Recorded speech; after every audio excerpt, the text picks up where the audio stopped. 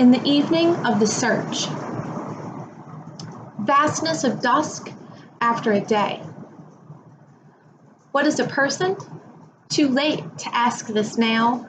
The court has ruled a corporation is a person. Persons used to be called souls. On the avenue, a lucky person stands in a convenience store, scratching powder from his ticket. Silver flecks fall from his thumbs to galaxies below. Deep in the night, a trough of chaos forms. Your lover's body stops it every time. Meteors of the season over minnows in the creek with two kinds of crayfish, tiny mouths and claws. Nervous, perfect, life, the flesh of a dreamer facing the wall. Around each word you're reading, there spins the unknowable flame. When you wake, a style of world shakes free from the dream. It doesn't stop when you go out. It doesn't stop when you come back as you were meant to. Brenda Hillman. Born in 1951 in Tucson, Arizona, she fell in love with the Romantics and is in love with the letter. She went to Pomona College for her BA, then MFA in the Iowa Workshop. She has been a long-term professor at St. Mary's College in California. In print since 1982. Her last book came out in 2018. That's publishing poetry for over 37 years. She has more than 10 books, including chapbooks as well as these more formally printed books. William Carlos Williams, Los Angeles Times, International Griffin Poetry Prizes, push cards, Guggenheim Fellowship, National Endowment for the Arts. There's more. She's an editor, a translator, an activist, an alchemist. There's a lot of attention given to Brenda Hillman's poetry for being political, but I say no. Looking at her interviews, reading closely, Brenda Hillman is clearly a romantic poet who is in love with the letter. So in a 2013 interview with the Los Angeles Review of Books, she outright says that she considers herself within the Romantic tradition, specifically the sort of freedom of form and freedom of content that we see coming out of the Romantic movement, but in the light of postmodernist practice, meaning the form is very postmodern, but the content is primarily romantic. She names Dickinson and Whitman as American romantics, and that the modernists take up the ideals of freedom from these romantics in their own ways thereafter, including the postmodern movement. She also references Blake, the original first-generation romantic, specifically with the introduction of imagination and the merging or the blending of the sister arts, metonymy, paradox, inversion, and balance, reconciliation. Finally, I'll say that she mentions Joyce. Mentions Joyce, specifically in terms of what he calls epiphanies, or something that's just a flash of insight. So she compares her process to micro seasons or shifts in consciousness, very similar to Keats' idea of negative capability. In the example that she gives, she says that she sort of imagined herself as a pumpkin in October in this field that she came across. So finally, I'll mention that she says that she began Jungian trance therapy in the 1980s, and this is also embedded in her generative process, and her her actual poems, which we'll see in a few minutes. So either way, we have the form and the content, the product and the process of Brenda Hillman and her poetry as being essentially romantic, not political, in so much that there's freedom, there's imagination, there's epiphanies, there's this use of this sort of trance state, negative capability, syncretic plurality.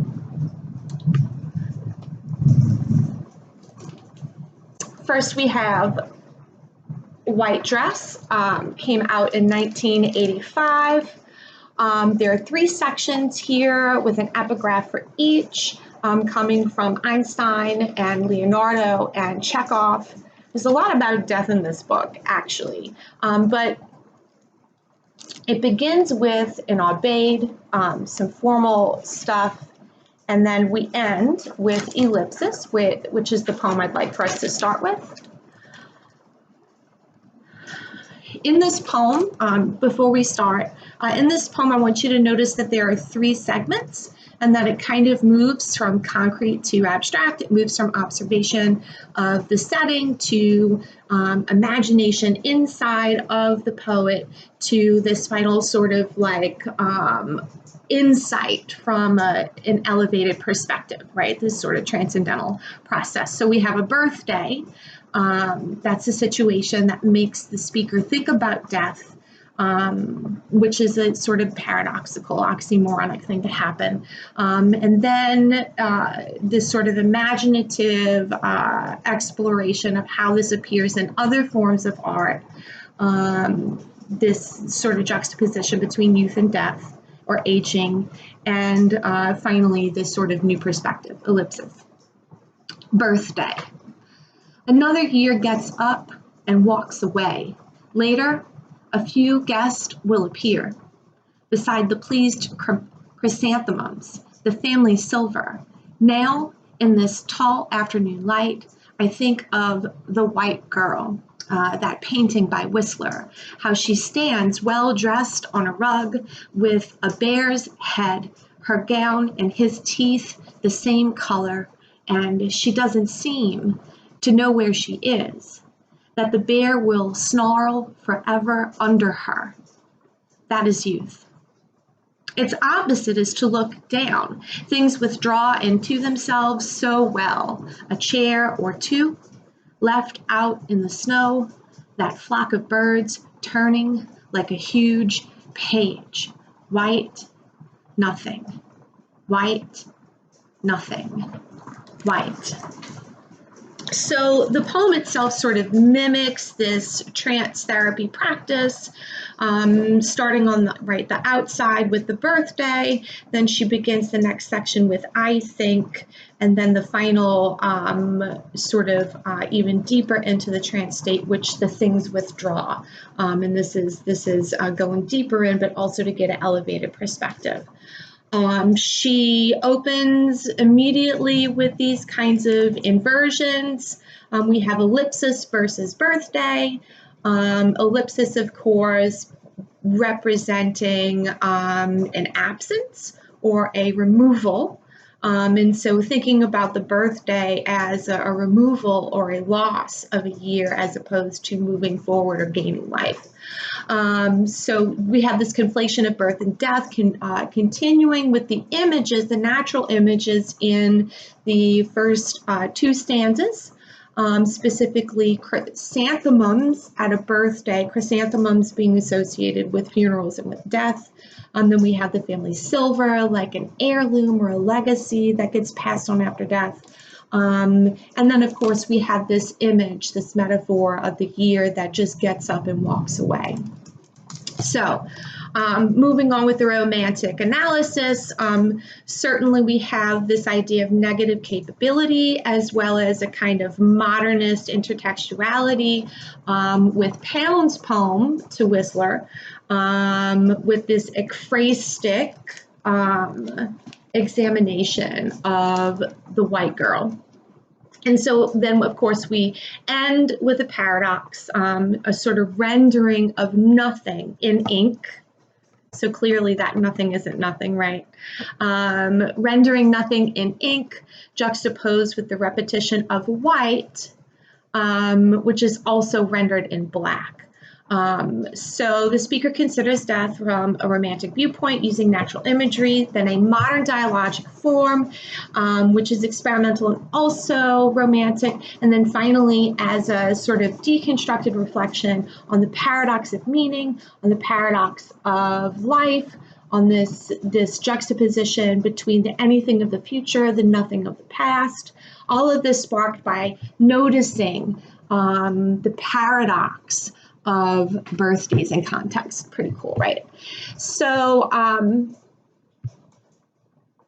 in a 2012 interview with Poetry Society, she clearly, again, not only says that she's a romantic, but addresses the politics of her poetry, saying that she's not a political poet, but that the political opponents are a natural outcome of a sort of engagement with life, an engagement with race and gender and identity politics, with environmental degradation and war. But again, she reinforces these sort of romantic values and ideals of uncertainty, of risk-taking, and of a profound engagement with doubt, right? Here's all that paradox. And with the beauty of each experience or moment, here's this sort of lyrical focusing on like the flash of insight. So ultimately, this is not political poetry. This is romantic poetry that is an outcome of the spiritual, linguistic, the political, and the daily life of a woman in these kind of contaminated lyrics, is what she calls them, contaminated lyrics, sort of hearkening to the modernist formal growth of the Romantic period. So, contaminated lyric. It's fragmented, it's disjunctive in technique, it reflects how we experience things as modern people. So it's polyphonic, it's full of undigested elements, synthesizing a broader, more diverse pool of matters, source materials, subjects, field composition, including lineation and typography, collective ventures or collaboration or other research materials, trying to find this sort of bridge between the outer and the inner.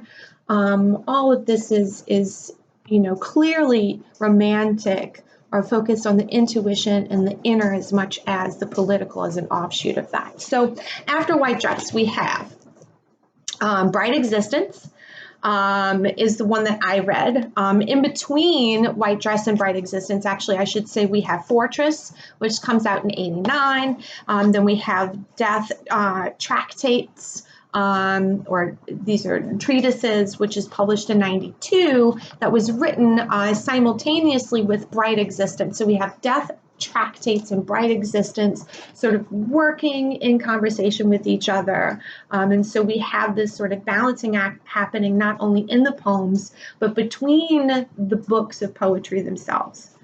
So here we have Bright Existence. We have this more obvious impact of Gnostic ideology, as well as a framework for the structure and the inner journey that's manifest by the poems in this book.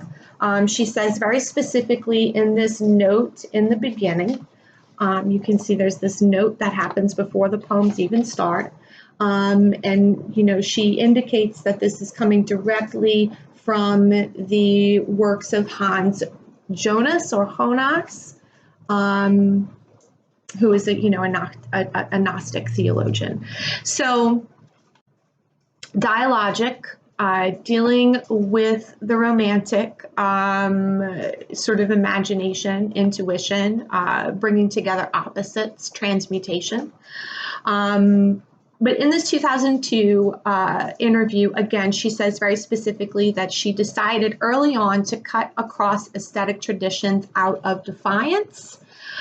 So even though that's saying that she doesn't have an orientation, this kind of defiance is also very clearly romantic, in this idea of freedom.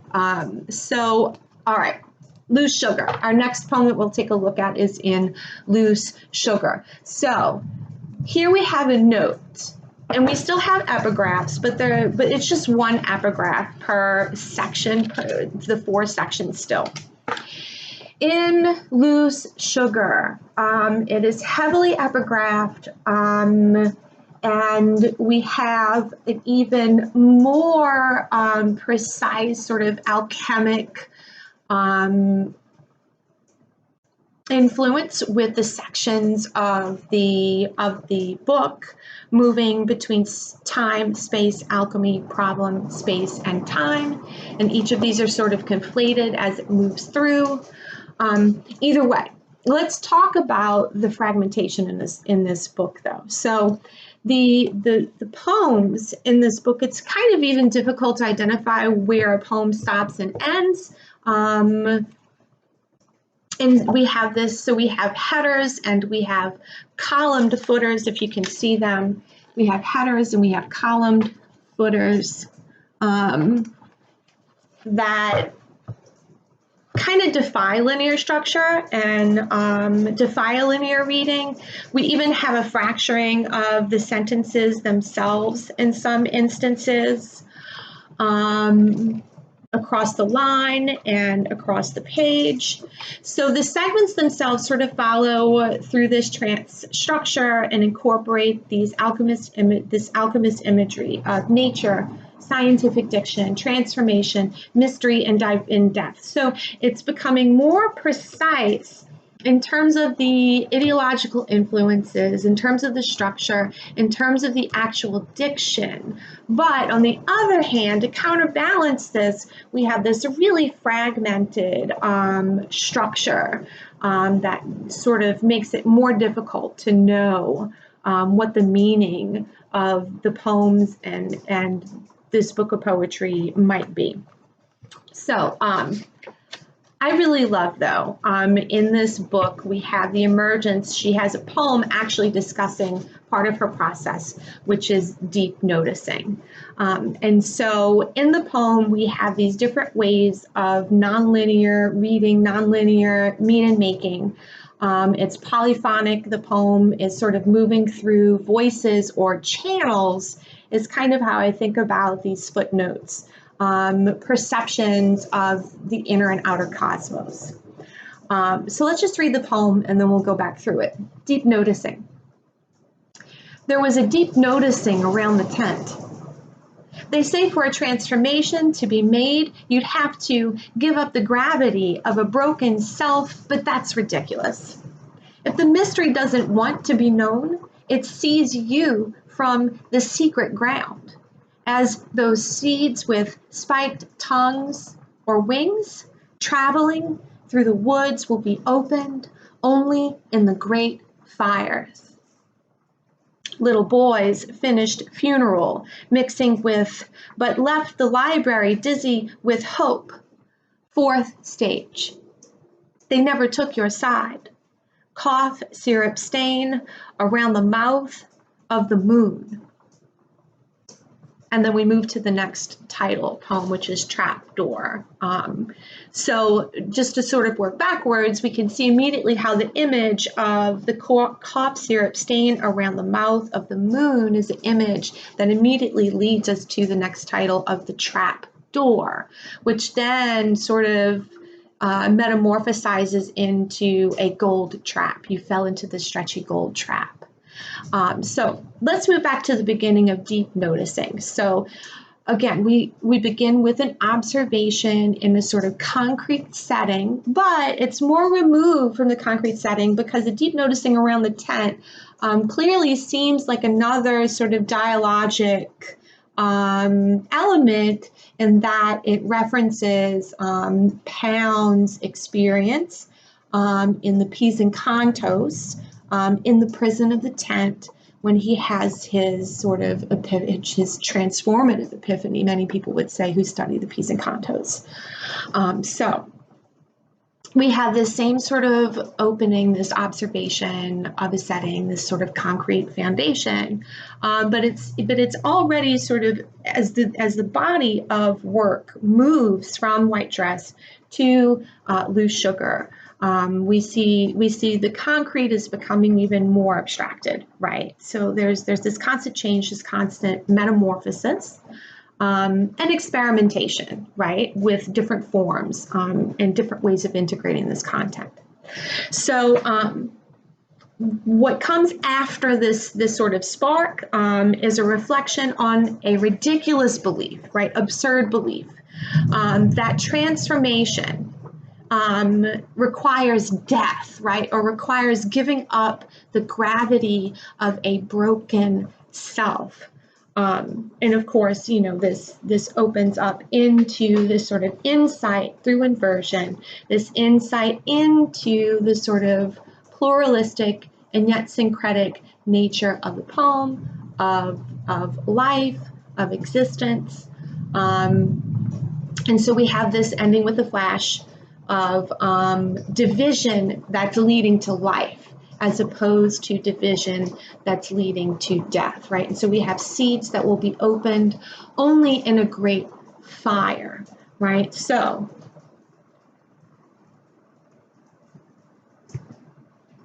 the end is not the end, though, right? This is indicated, of course, we see her more heavily in this text also using this sort of Dickinson dash, which signifies this sort of continuity and absence, or a continuation of life or of meaning, even though there aren't words there. So the poem proper is kind of followed by these 3 columns of footnotes that seem to end and begin a new section in the middle of the footnote with the 4th stage. And then the first stanza in the column is actually an extension of the last stanza in the footnote on the prior page, but also reads as an extension, right, opening with great fires, leading to the funeral of the boys, right, so all of these are sort of blurring the ideas of the beginnings and the ends of things. So a quote from this 2012 interview: poems that enact complex and layered experiences of being alive on Earth for a brief time that are not one unified thing, right?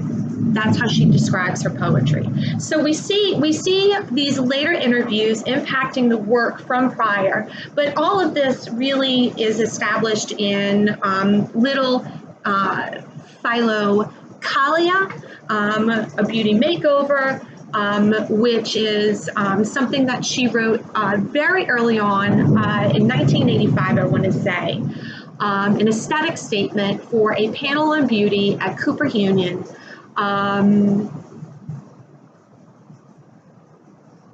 In this, she defines beauty, right? If beauty is the rejuvenated daughter of death, it is only one of several, right? So she, in this sort of aesthetic statement, which is presented like a proof in geometry or a proof in philosophy, she deconstructs the concept of ideal and then subsequently clarifies the meaning of beauty as not the ideal, but a lack of ideal, that beauty is fascination, that beauty is surprise in response to contrast, paradox, and the ineffable. She ends Little Philokalia with a call for the weird and the unknown, for the surreal and symbolist content of poetry, romantic modern poetry, polysyntactic structures, a refusal of closure, finally a refusal of closure. Right, so we started with In the Evening of the Search, right? Of course, this book, Seasonal Works with Letters on Fire, comes after her work on water and is the final work in a tritology on the 4 elements. So in this poem that we already read, right, so we started with ellipsis, which is more heavily about observation, deep noticing, which is more an imagination, and now we end with The Evening of the Search, which has this sort of insight, all of these insights about process, about the nature, and the material existence of poetry sort of applied through novel observations. All right, so in the poem that we started off with, we had these same three kinds of fascinations or ways of interacting with the microcosmos. We start with vastness or recollection of a sort of human or socio-political experience. We have corporations, we have poverty, we have the lottery. We have this we go deeper into fancy. She sort of goes through this inversion and connection with the natural world, personal, the macro and microcosmos. And then finally, right, we have this sort of broad bird's eye view, this psychic or spiritual revelation, in which she's talking about language, about trance, about consciousness, about dreams, and about death. We have this lack of closure with her saying, right, it doesn't stop, it doesn't stop. The poem doesn't stop, the person doesn't stop, the life doesn't stop, life doesn't stop. So in the poem, through the works, we have this oscillation between a combination of material and symbolic meaning. This dealing with the uncertainty of signification, right? This sort of flesh of the dreamer facing the wall. All of her poetry from beginning to end, not only the poems, but the entire body of work, sort of demonstrates this balancing of meaning anything or meaning nothing, the way we saw in Ellipsis 30 years ago. So I'll end with my letter to Brenda Hillman. You didn't know you were my mentor. I started with a list of 11 poets, dropped one by one on drafts by my poetry professor, Carolyn Hembry, whittled down to 2, yours and the other woman's.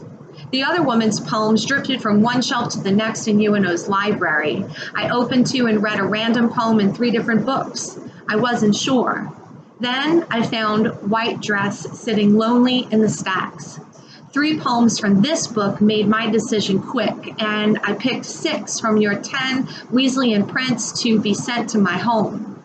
I just as quickly realized why your sizable body of work is silent here deep in the Mississippi River Basin. How do you catalog an artist whose works are so layered and experimental forms always changing, work that nevertheless is drawn from the same basic pool of experience, even though it expands and becomes more eclectic, more precise, and more complex with every sequential book of poems? This is a most worthy goal for any creator, for creations to be alive and free. How do you do it? Reading poetry in nature, collective action, trance. I also immerse myself in beauty, nature, the arts to reinvigorate, to stir up the looking pool. I reference different historical, sometimes ideological source material, and with these I integrate observational notes, in-field text message, journal lines that trigger recollection and automatic writing. We record flashes of connections realized when staring out the window or while etching the poem itself. How else do we transmute these matters as poetry? Your transparency and process is really helpful to readers and other poets alike. Many of your poems are an example of how to engage the reader in the creative process of the poetry, the generative process, and not only in the process of getting the poem proper. This applies to far-out works like Blue Sugar as much as your most recent book, which is probably the most balanced and accessible, the most grounded in the human world yet. How do you do it? First, the epigraph. No seed, no spark goes unnamed in your poetry. And yes, you can use more than one epigraph, and it can come before the title of the poem, Amen. Beginning in White Dress, we have sharp titles also indicating the writing context, Aubade and Fossil and the Wooden Carousel. Bright Existence opens with the letter, stating the material and symbolic foundations of the poem in nature, history, and Gnostic ideology. This preface is a key to understanding how and what the book, not just the poems, mean, and provides readers with a research base to expand and hone their knowledge and understanding of the poetry and the world and themselves. Blue Sugar organically draws attention to the poet's process and poetic choices as a byproduct of the wildness of its lines and stanzas, which don't stay in their places on the page, with the titles doing the work of establishing at the least a transition, not a boundary between poems.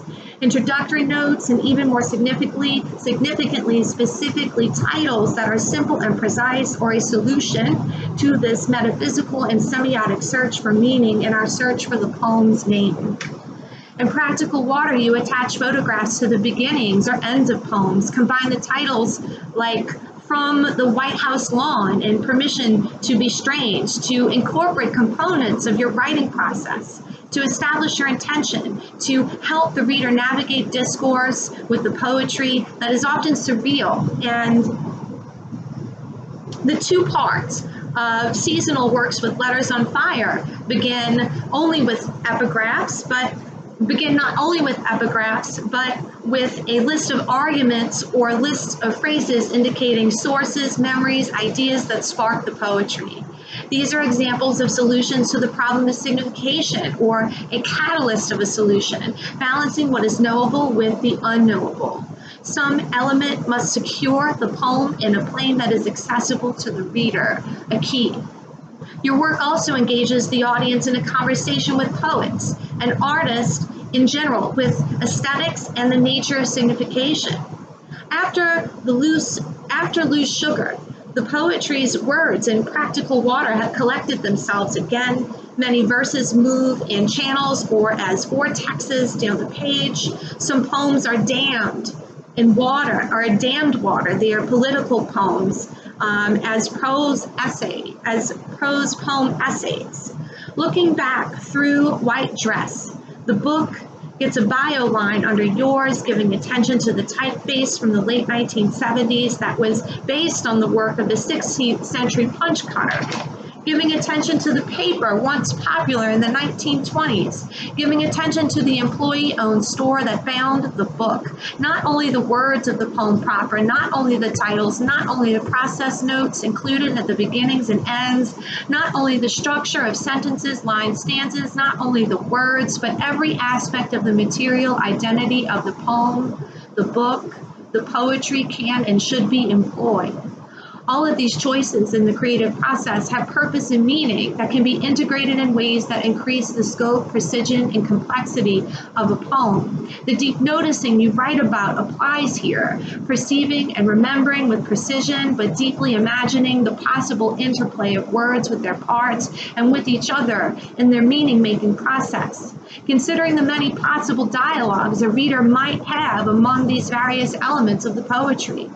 The precision of the images and diction and the complexity of forms in your poetry have been honed over decades of experimentation, from Bite Existence, like following a nice Gnostic guide, to Loose Sugar and its relative chaos, and vitally with Extra Hidden Life Among the Days, which is a pretty perfect representation of all things Brenda Hillman, but with a new shift, another angle still, a heavy emphasis or deep noticing of human life.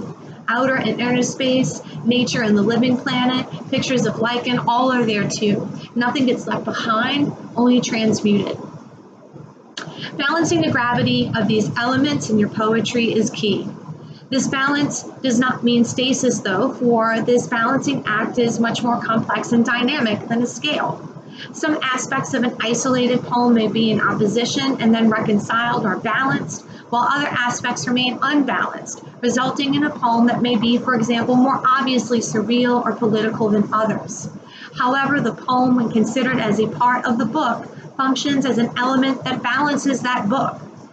As a less balanced book, when counterbalanced, lends to a more balanced oeuvre. The vacillation between chaos and order, or between states of imbalance and stability, is a symptom of an organic system of material that is alive and growing. Again, this constant growth is one of the hallmarks of your work and proof of the romantic aesthetic of the poetry, the poem coming from the unknowable flame, from the poet as a light, from a lamp radiating perspective rather than merely a mirror's reflection. To replenish or fuel the material you transmute into poems, into books, into poetry, you have to broaden and deepen your own pool. You have to not only stay alive, you have to keep growing. Automatic and trance writing are excellent tools, but to do this publicly, like in a congressional hearing, just wow. That's the romantic freedom you mentioned, opening your imagination to the day. I don't think I'll ever be at your full-on trance level, but giving myself permission to live and look through the world with imagination is transformative. I give myself permission to keep punching lines into a text message to myself while my family keeps moving forward in the museum. I give myself permission to name my dreaming, my kinhin, as work. I give myself permission to experiment. I give myself permission. I require myself to know the inside out and the upside down. This watchfulness is freedom. I've been thinking about my poetry organically as one body. Your work over the course of almost 40 years exemplifies the organic nature of poetry as an extension of the poet, as coming from the poet. Your work has ranged from traditional in the T.S. Eliot sense to deconstructed in the H.G. not the nonsense, from the fascinating ideal to the experiential details. In interviews, you repeat there is no binary, there's only syncretic plurality.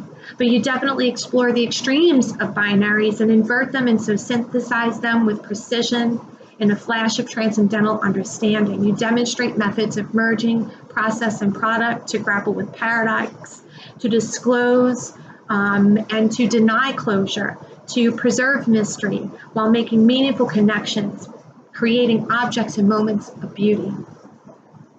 This lifelong attention in daily practice is an act of devotion, an act of love, and this love is the heart of our craft. It's the heart of each poem. It's the philosopher's stone, the key to keeping the stuff alive. With much respect and shared love for the letter, signing out, Michelle Nicholson.